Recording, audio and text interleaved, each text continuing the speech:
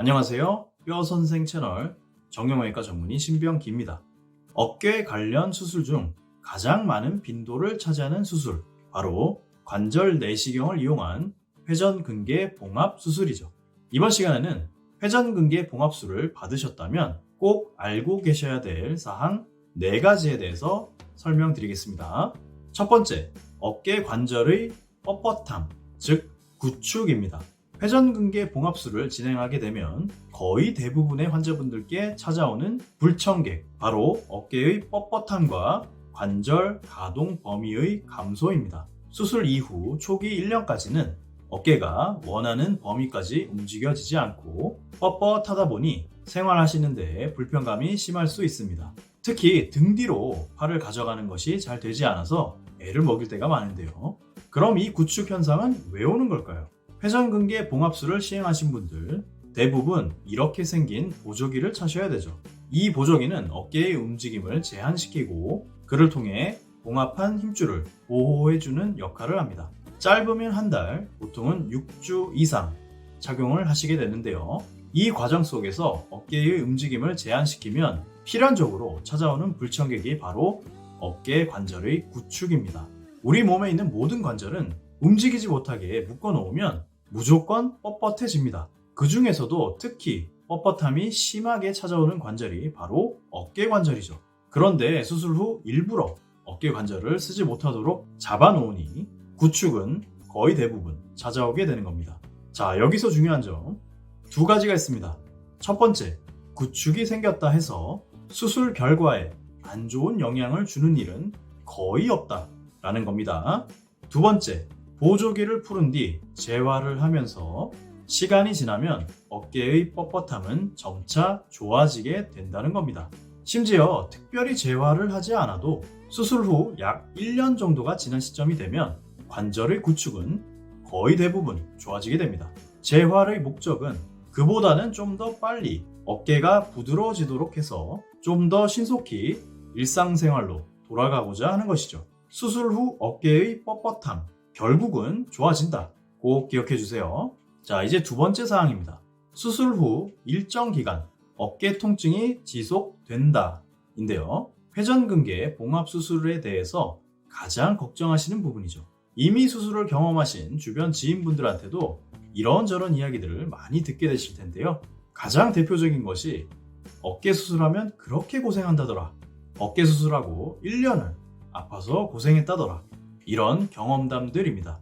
결론만 말씀드리면 회전근개 봉합술 후 상당수의 환자분들은 일정 기간 수술한 어깨의 통증 때문에 고생하시는 것이 사실입니다.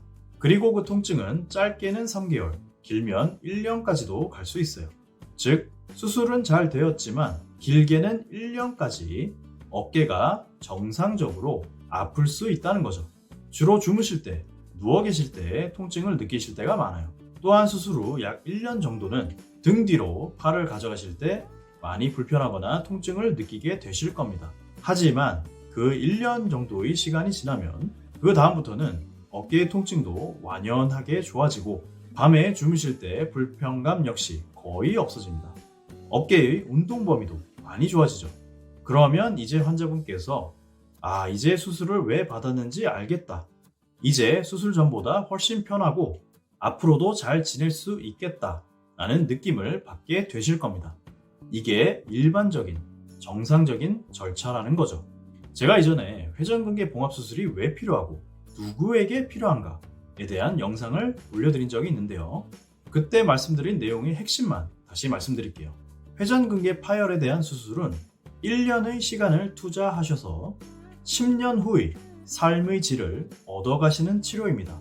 수술 후 길게는 1년 정도 고생하시면 차후 10년 뒤에도 그 어깨를 건강히 쓰시면서 삶의 질을 높일 수 있다는 뜻인 거죠. 이 내용만은 꼭 기억해 주시면 좋겠습니다. 3번째 사항, 재파열의 가능성입니다.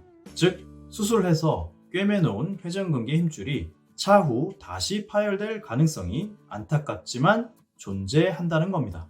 재파열의 확률은 연구마다 다소 다르긴 합니다만 교과서적으로 설명을 드리자면 봉합한 회전근개 중 약 30%에서 재파열이 일어난다 라고 알려져 있습니다.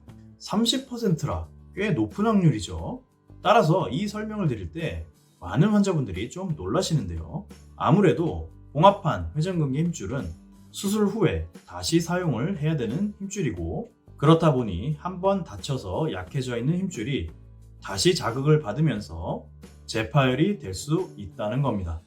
그렇다면 환자분들께서 가장 궁금해하시는 부분을 짚어드려야 되는데요.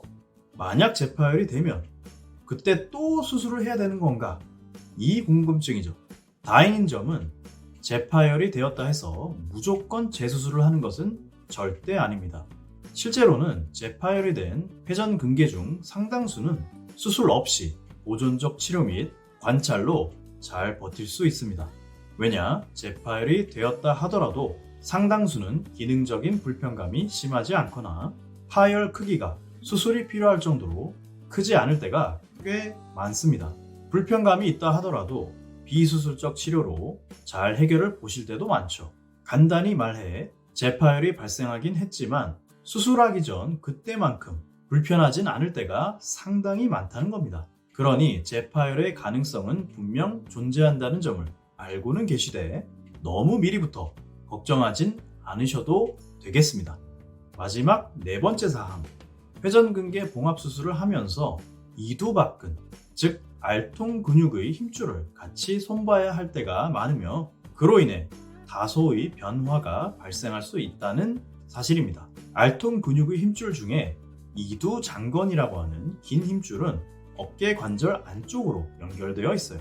그리고 회전근개 힘줄 파열이 있을 때 이 이두박근 힘줄이 같이 문제가 있을 경우가 상당히 많습니다. 그럴 땐 이 힘줄을 수술할 때 같이 손을 봐줘야 되는데요. 그렇게 이두장건의 문제를 수술을 통해 해결해 드렸을 때 일단 어깨 앞쪽의 불편감이나 통증은 상당 부분 호전을 보실 겁니다. 그런데 그 대신 한 가지 변화를 경험하실 수도 있는데요. 알통 근육이 약간 볼록 튀어나와 보일 수 있다는 겁니다. 모든 사람들이 경험하진 않고요. 특히 좀 마르신 분들께서 마치 옛날 뽀빠이 아저씨 만화에서 나오는 뽀빠이 근육 마냥 알통 근육이 약간 도드라져 보일 수 있습니다. 그렇지만 알통 근육이 힘이 떨어지는 일은 거의 없기 때문에 너무 걱정하지 않으셔도 됩니다. 물론 팔뚝을 이렇게 바깥쪽으로 돌리는 힘은 약 10% 정도 약화될 수 있습니다. 이 동작을 회외 동작이라고 하는데요. 그런데 이 회외 동작이 미세하게 약화되었다 하더라도 사실 일반인은 그 변화를 느끼기가 어렵습니다. 일상생활에 큰 영향을 주지 않기 때문이죠. 단 목수업을 하시는 분들, 보디빌딩 선수, 같이 상체 근력을 100% 이상 발휘하셔야 되는 특수 직종 분들은 근력 변화를 느낄 순 있습니다. 하지만 다시 한번 일반인들은 이에 대한 기능적 불편감은 거의 없는 정도이니 너무 걱정하진 않으셔도 되겠습니다.